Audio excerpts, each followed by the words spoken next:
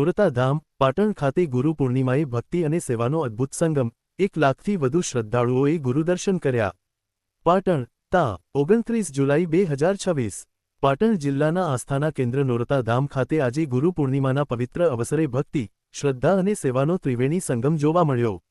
સંત શ્રી દોલતારામ બાપુ તથા સંત શ્રી વિશ્વભારતીબેનજીના પાવન સાનિધ્યમાં આયોજિત આ ભવ્ય કાર્યક્રમમાં ગુજરાતભરમાંથી તેમજ અન્ય રાજ્યોમાંથી પણ મોટી સંખ્યામાં શ્રદ્ધાળુઓ ઉમટી પડ્યા હતા।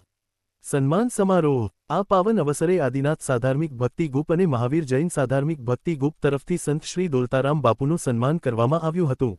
ગ્રુપના પ્રમુખ શ્રી રોહિત કે મહેતા, ઉપપ્રમુખ શ્રી બીનાબેન શાહ અને મંત્રી શ્રી કમલેશભાઈ ભેમાણી દ્વારા સંત શ્રીને સન્માનપત્ર આપીને તેમની સેવા અને સમાજ કાર્યોને બિરદાવવામાં આવ્યા હતા।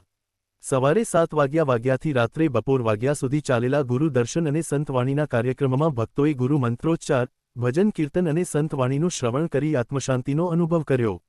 અંદાજે 1 લાખથી વધુ ભક્તોએ દર્શનનો લાભ લઈ ધન્યતા અનુભવી। સંત શ્રી દોલતારામ બાપુની પ્રેરણાથી સવારથી સાંજ સુધી આવેલા દરેક ભક્ત માટે પ્રસાદીરૂપે ભોજનની વ્યવસ્થા કરવામાં આવી હતી। પાણી, છાનીઓ અને બેસવાની વ્યવસ્થા પણ સુચારુ રીતે ગોઠવવામાં આવી હતી। આ સમગ્ર કાર્યક્રમને સફળ બનાવવામાં સ્વયંસેવકોની ટીમે મહત્વની ભૂમિકા ભજવી હતી। ટીમના તમામ કાર્યકરો ઊભા પગે રહીને લાખો લોકોની સેવામાં જોડાયા હતા। કોઈપણ ભક્તને જરા પણ મુશ્કેલી ન પડે તેનું ખાસ ધ્યાન રાખવામાં આવ્યું હતું। સ્વયંસેવક ટીમ ઠાકોર ભાવુભા, અમૃતજી ઠાકોર, રમેશભાઈ રાવત, ગોવિંદભાઈ પ્રજાપતિ, મંગનભાઈ પટેલ, પ્રવીણાબેન પટેલ, મંજુલાબેન પટેલ, ગીતાબેન પ્રજાપતિ, ઠાકોર ગમાજી, લીલાજી ઠાકોર, હેમતાજી ઠાકોર। સંત શ્રી દોલતારામ બાપુના આશ્રમો જૂનાગઢ, રણુજા, ખેડબ્રહ્મા તાલુકાના ધામડી વડાવલી અને પાટણ તાલુકાના નોરતા ધામ ખાતે આવેલા છે। વર્ષભર આ તમામ આશ્રમોમાં દેશ વિદેશથી આવતા યાત્રિકો માટે રહેવા જમવાની નિઃશુલ્ક સેવા આપવામાં આવે છે। નોરતા ધામ ખાતે ગુરુ પૂર્ણિમાના દિવસે સેવા અને સમર્પણનું જે ઉદાહરણ જોવા મળ્યું તે ખરેખર પ્રેરણાદાયી હતું।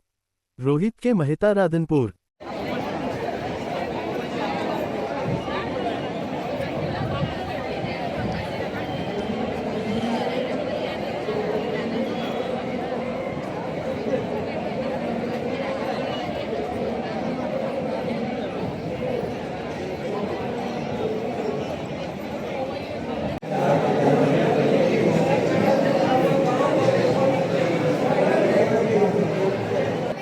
ये प्रसाद मुझे ये प्रसाद की बजाय न खाए हमारे साथी माल होता हुई रखिए